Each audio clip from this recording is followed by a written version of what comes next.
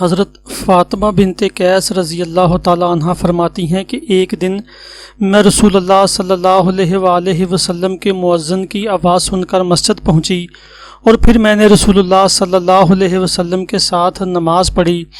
حضور صلی اللہ علیہ وسلم نماز سے فارغ ہونے کے بعد منبر پر تشریف فرما ہوئے۔ اس وقت آپ صلی اللہ علیہ وسلم کے لبوں پر مسکراہٹ کھیل رہی تھی۔ آپ صلی اللہ علیہ وسلم نے فرمایا کہ جس شخص نے جہاں نماز پڑھی ہے وہیں بیٹھا رہے۔ پھر فرمایا کہ کیا تم لوگ جانتے ہو کہ میں نے تمہیں کیوں جمع کیا ہے؟ صحابہ نے عرض کیا کہ اللہ اور اس کے رسول صلی اللہ علیہ وسلم ہی بہتر جانتے ہیں۔ آپ علیہ السلام نے فرمایا کہ خدا کی قسم میں نے تمہیں نہ تو کسی مرغوب چیز کے لیے جمع کیا ہے اور نہ کسی دہشت ناک چیز کے لیے، بلکہ میں نے تمہیں اس لیے جمع کیا ہے کہ تمیم داری جو ایک نصرانی شخص تھا آیا اور مسلمان ہوا، اور اس نے مجھے ایک ایسا واقعہ سنایا جو مسیح دجال کے بارے میں ان باتوں کے مطابق ہے جو میں تمہیں بتایا کرتا ہوں۔ مجھ سے تمیم داری نے بیان کیا کہ وہ ایک دن قبیلہ جذام اور لخم کے 30 آدمیوں کے ساتھ ایک بحری کشتی میں سوار ہو کر روانہ ہوا تو پانی کی ایک موج 1 مہینہ تک کشتی کے سواروں سے کھیلتی رہی، یعنی کشتی مسلسل 1 مہینہ تک بحری موج میں گھری رہی اور اس کے سوار منزل مقصود تک نہ پہنچ سکے، یہاں تک کہ اس موج نے کشتی کو ایک دن غروب آفتاب کے وقت ایک جزیرہ کے قریب پہنچا دیا، اور سارے سوار ان چھوٹی کشتیوں میں جو بڑی کشتی کے ساتھ تھی بیٹھ کر اس جزیرہ میں پہنچ گئے۔ وہاں انہیں ایک ایسا چوپایا ملا جو بہت بالوں والا تھا۔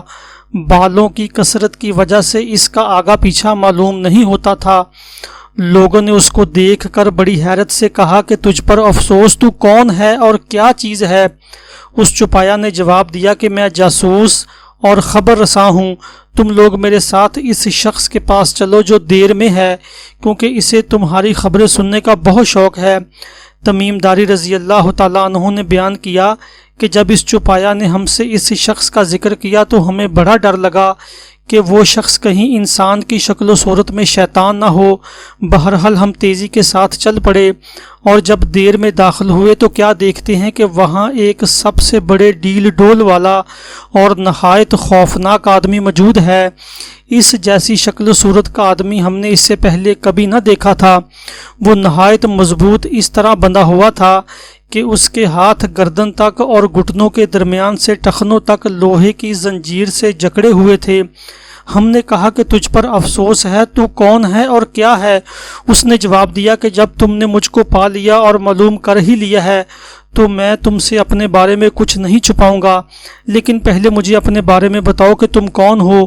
لوگوں نے بتایا کہ ہم عرب کے لوگ ہیں، بحری کشتی میں سوار ہوئے تھے کہ سمندری طوفان نے ہمیں 1 مہینے تک گھیرے رکھا اور ہماری کشتی کو یہاں لا چھوڑا۔ ہم اس جزیرے پر اتر گئے، یہاں ہمیں ایک بالوں والا چوپایا ملا اور اس نے کہا کہ میں جاسوس ہوں، تم لوگ اس شخص کے پاس جاؤ جو دیر میں موجود ہے۔ چنانچہ ہم بڑی تیزی سے تمہارے پاس چلے آئے۔ اس نے کہا اچھا مجھے یہ بتاؤ کہ بسیان میں کھجوروں کے جو درخت ہیں ان پر پھل آتے ہیں یا نہیں؟ ہم نے کہا کہ ہاں پھل آتے ہیں۔ اس نے کہا کہ جان لو جلد ہی وہ زمانہ آنے والا ہے جب بسیان کے کھجور کے درختوں پر پھل نہیں آئیں گے۔ اس نے کہا اب مجھے بحیرہ تبریہ کے بارے میں بتاؤ کہ آیا اس میں پانی ہے یا نہیں؟ ہم نے کہا کہ اس میں تو بہت پانی ہے۔ اس نے کہا کہ عنقریب اس کا پانی ختم ہو جائے گا۔ پھر اس نے پوچھا کہ مجھے یہ بتاؤ کہ زغر کے چشمہ میں پانی ہے یا نہیں، اور وہاں کے لوگ اس چشمہ کے پانی سے کھیتی باڑی کرتے ہیں؟ ہم نے کہا ہاں اس چشمہ میں بہت پانی ہے اور وہاں کے لوگ اسی پانی سے کھیتی باڑی کرتے ہیں۔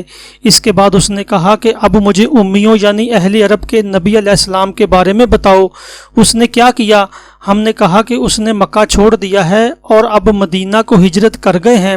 اس نے پوچھا کیا عرب کے لوگ ان سے لڑے ہیں؟ ہم نے کہا ہاں۔ پھر اس نے پوچھا کہ انہوں نے اہل عرب سے کیا معاملہ کیا؟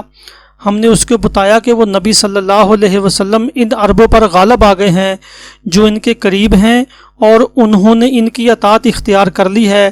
اس نے کہا کہ تمہیں معلوم ہونا چاہیے کہ ان لوگوں کا ان کی اطاعت کرنا ہی ان کے لیے بہتر ہے، اور اب میں تمہیں اپنے بارے میں بتاتا ہوں، میں در حقیقت مسیح یعنی دجال ہوں۔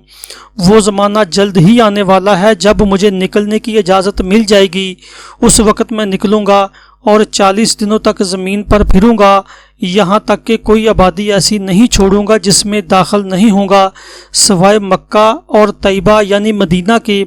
یہ دونوں شہر مجھ پر حرام قرار دیے گئے ہیں۔ جب میں ان دونوں شہروں میں سے کسی شہر میں داخل ہونا چاہوں گا تو میرے سامنے ایک فرشتہ آ جائے گا جس کے ہاتھ میں ننگی تلوار ہوگی، وہ فرشتہ مجھ کو اس شہر میں داخل ہونے نہیں دے گا۔ حقیقت یہ ہے کہ ان میں سے ہر ایک شہر کے تمام راستوں پر فرشتے مامور ہیں جو اس شہر کی نگرانی کرتے ہیں۔ راوی کہتے ہیں کہ رسول اللہ صلی اللہ علیہ وسلم نے اپنا عصا مبارک منبر پر مار کر یہ فرمایا کہ یہ ہے طیبہ، یہ ہے طیبہ، یہ ہے طیبہ یعنی مدینہ۔ پھر فرمایا یاد رکھو کیا میں تمہیں یہی بات نہیں بتایا کرتا تھا؟ صحابہ اکرام نے کہا کہ ہاں۔ اس کے بعد آپ صلی اللہ علیہ وسلم نے فرمایا جان لو دجال شام کے سمندر میں ہے یا یمن کے سمندر میں نہیں، بلکہ وہ مشرق کی جانب سے نکلے گا۔ یہ فرما کر آپ صلی اللہ علیہ وسلم نے ہاتھ سے مشرق کی جانب اشارہ کیا۔